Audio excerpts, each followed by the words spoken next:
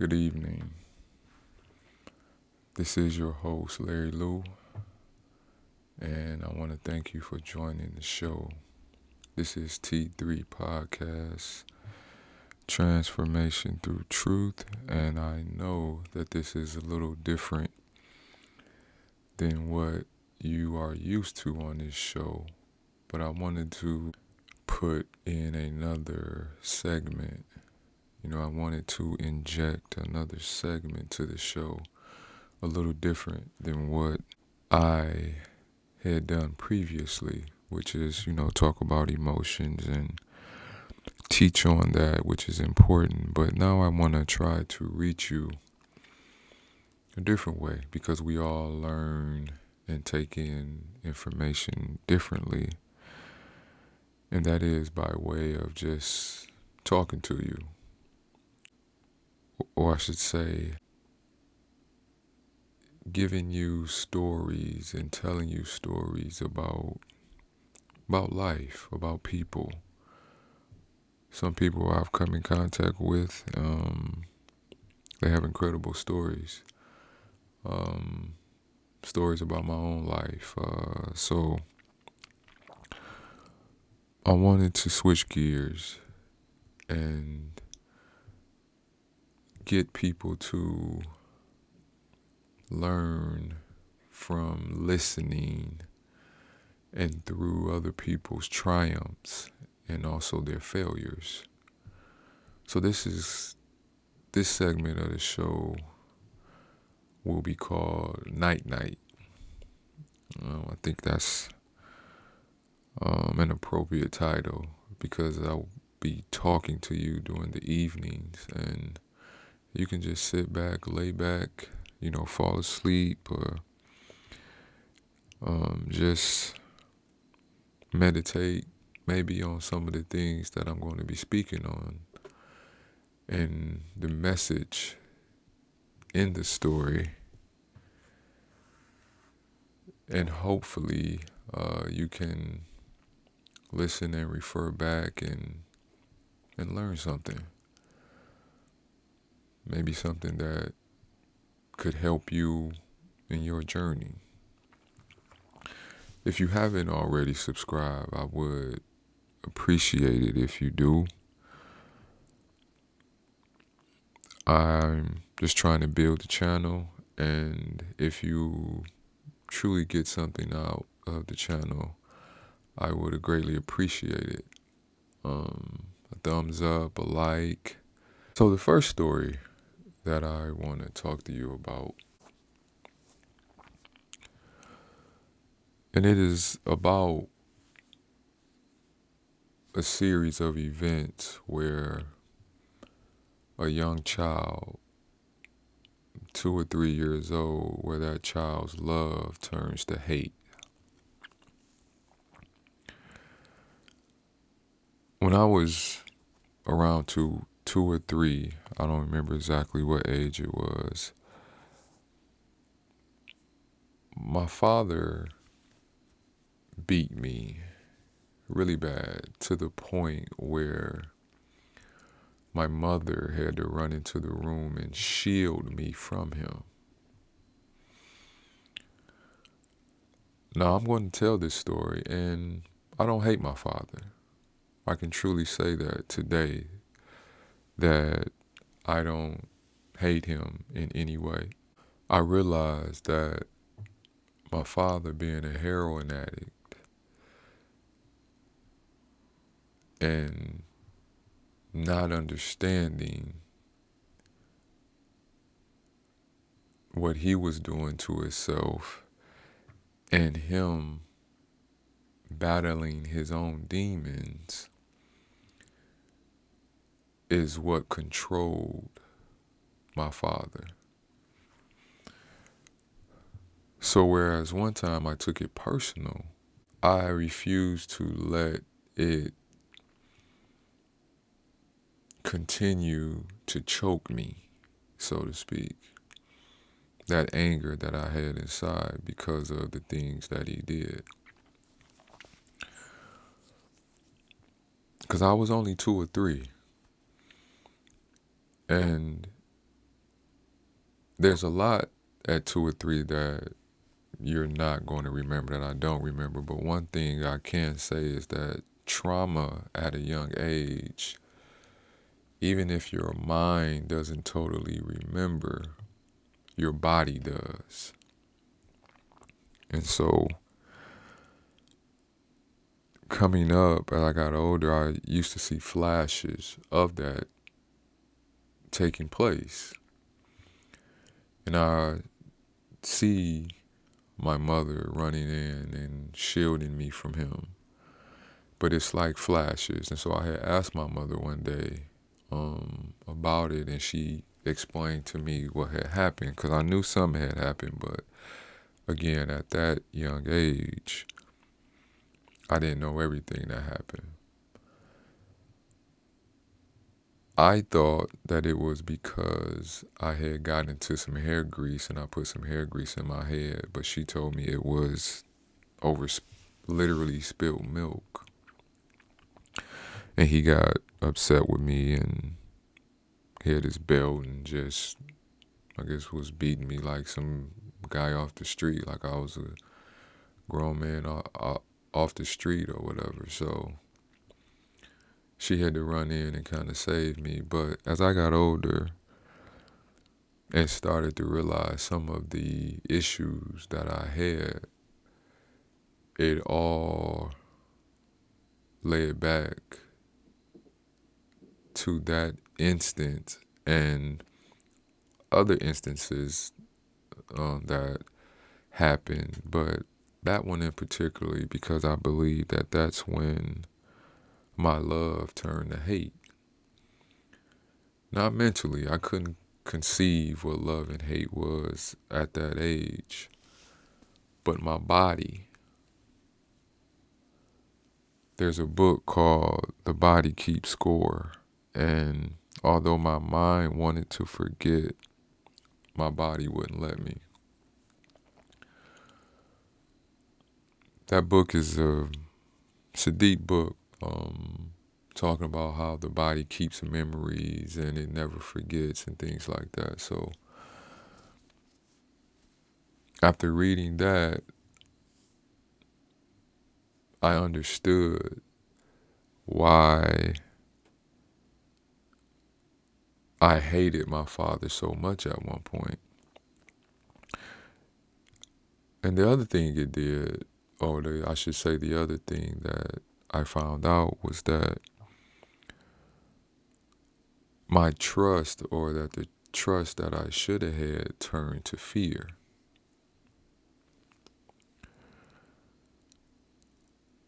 What I know now that I didn't know then was that when you experience that kind of trauma at that young of an age, your body lives in fear, because the person that is supposed to protect you and the person that is supposed to love you more than anything or anybody else hurt you. And as a child, my body goes into protective mode against the person that was the most important to me and closest to me, besides my mother. So as the body stays in survival mode, basically what that means is that it's always fighting unforeseen dangers. And the reason that is important is because if that is the case, then my body on a consistent basis releases adrenaline. If the body continues to release adrenaline, there's a whole process that takes place. But just to cut through the chase, if the body consistently releases adrenaline, it can potentially cause the body to become cancerous.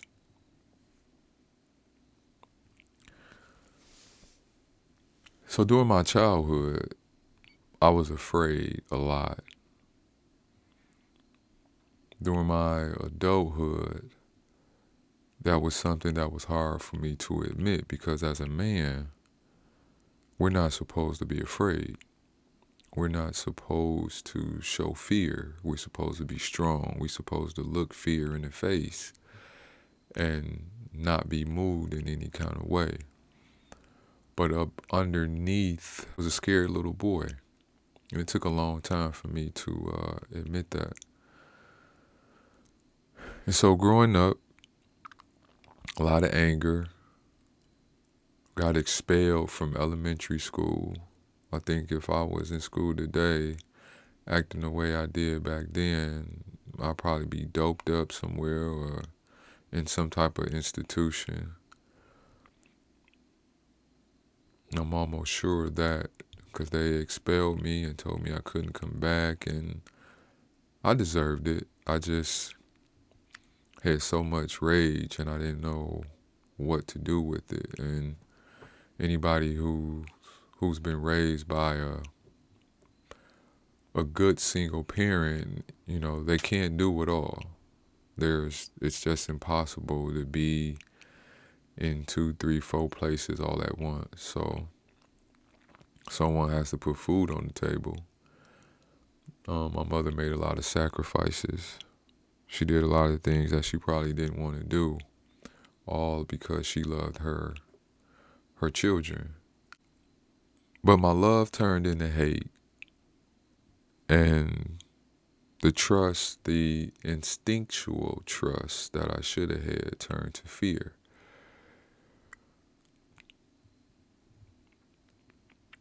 So the only thing left for me to do was to, at the end of the day, and when I say end of the day, I'm talking about 35, 40 years has gone by, and I'm still holding on to this anger. Now again, if I'm angry and my body is continually releasing adrenaline, as I said before, there is a potential that the body becomes cancerous. And so I think back, and I wanted to blame. I did blame my father for everything that went wrong in my life. And it felt so good to do that because I felt that he was deserving of that hate. I mean, whose fault could it be? If you would have taught me better, I would have did better. If it wasn't for you, I would be a lot better off. I wouldn't have so much self-loathing. I wouldn't have self-doubt. I wouldn't have to try to prove that I wasn't afraid. But when you are afraid, it's funny, you try to do everything to prove that you're not. And fear is okay if you know how to use it. So I guess the bigger problem is just I didn't know how to use the fear to fuel me to become better than I was at the time. But eventually I figured some of it out. I mean, I can't say that. I figured some of it out. And at the end of the day, the only thing I could do was let it go. And it felt really good to let it go. I mean, it felt really, really good. Once I did it, I couldn't believe how good it felt. I remember his wife called me, or she used to call me and try to talk to me and tell me that my father loved me, but he would never call me.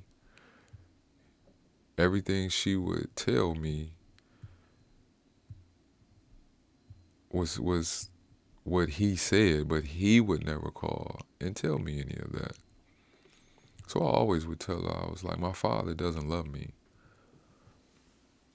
I would tell her that.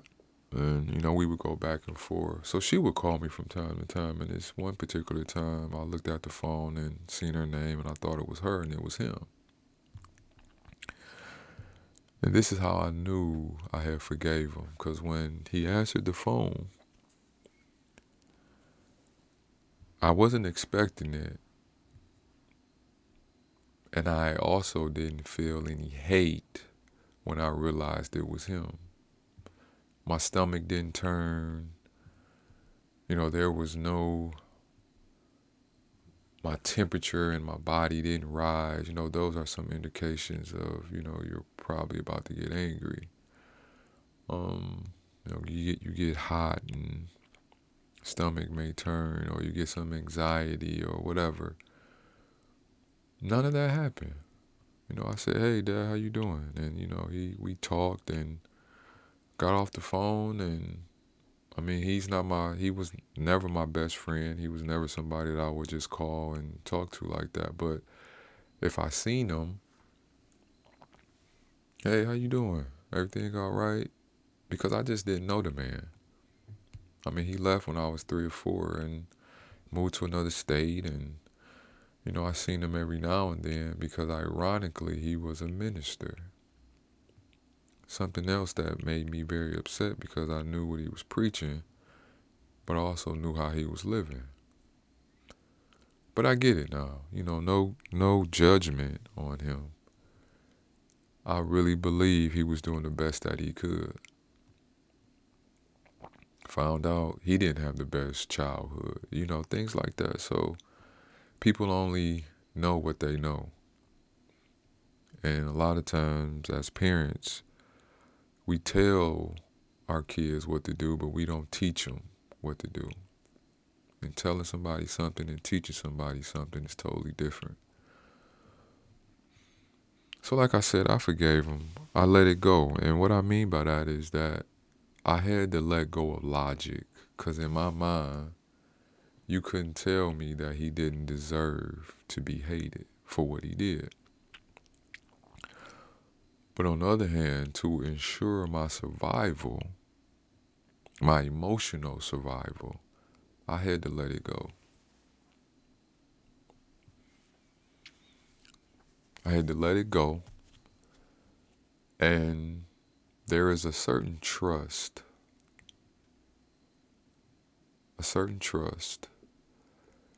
that as we become wiser in this world, that I think we all need to take a hold of.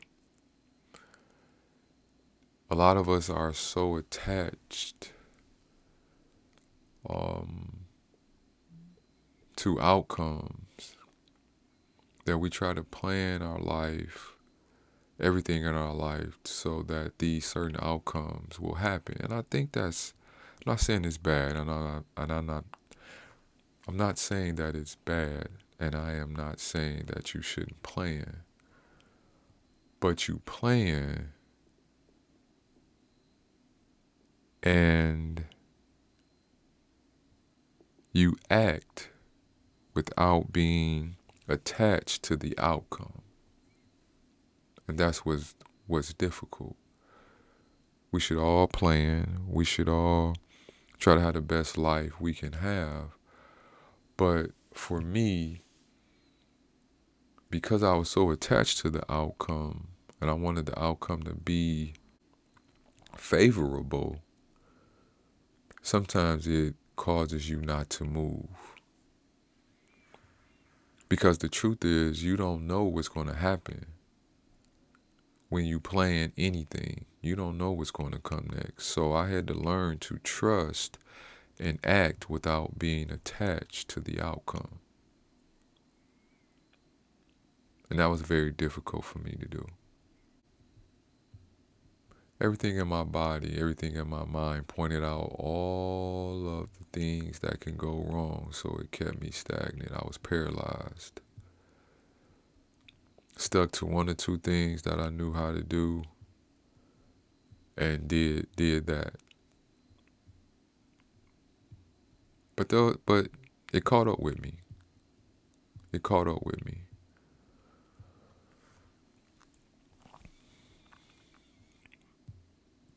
My father passed a couple years ago,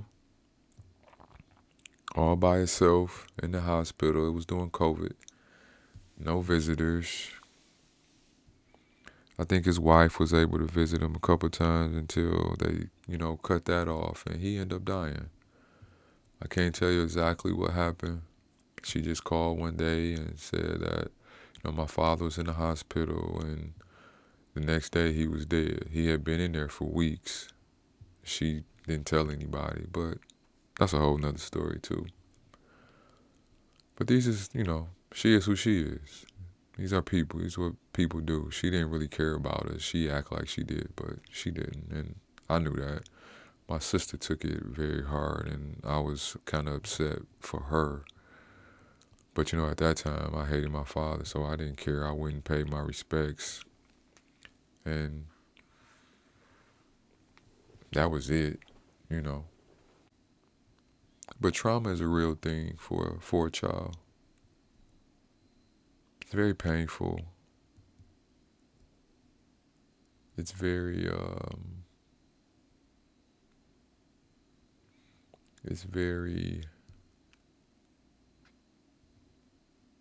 heartbreaking, and you don't even know it. But the body knows it. And the body is just trying to survive and save you, and it comes up with all these defense mechanisms to try to get you through.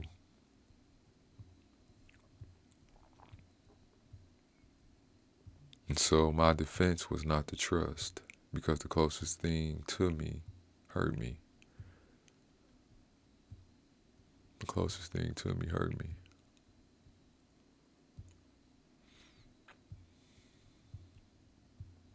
So my love turned to hate. My trust turned to fear. And eventually I had to let it go to ensure my emotional survival. So again, if you haven't subscribed, please do. Again, this is a little twist to the show.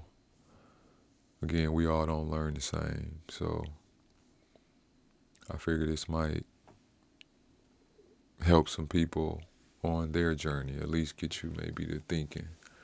Because at the end of the day, forgiveness was the only remedy, and it took me 40 years to do that. And I paid the price. And we'll talk about that another time. But I want to thank you for tuning in. Please tune in next time. T3, Transformation Through Truth. This is Larry Lou. Elevation is in order. Peace.